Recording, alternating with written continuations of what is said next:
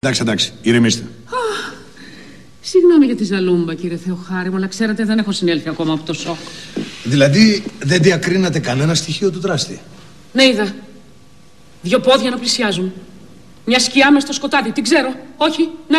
Όχι. Ναι. Συνεχίστε. Όχι. Όχι, δεν μπορώ. Δεν μπορώ να το πω. Και ας γλιτώσει ένας ένοχος. Κάποιον όμως υποψιάζεστε.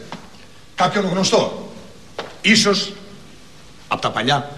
Ναι, γνωστό. Από τα παλιά καινούρια που έχουμε μια επαγγελματική σύγκρουση. Αλλά όχι, δεν μπορώ να το πω. Θα το πάρω μαζί μου. Κυρία Ντάνου Κουλουμπή. Εσείς είστε καλέ μου, κύριε Πατσινίλα. Ορίστε. Φέρνω κακά νέα. Στον τόπο του εγκλήματος βρήκαμε κάποιο στοιχείο του δράστη. Τι? Την πιστωτική κάρτα του κυρίου Παυλάτου. Ναι, είναι μια πιστωτική κάρτα στο όνομα Μητσός Παυλατός. Μητσός Παυλατός! Όχι, δεν γίνεται. Δεν είναι δυνατόν. Δεν μπορώ να το πιστέψω. Μα ηρεμήστε αφού το περιμένατε. Ναι. Ναι, το περίμενε η καημένη, μου το έλεγε. Ας το έλεγε η καημένη. Το περίμενε. Βέβαια. Κουράγιο, κυρία Διευθυντής. Κουράγιο.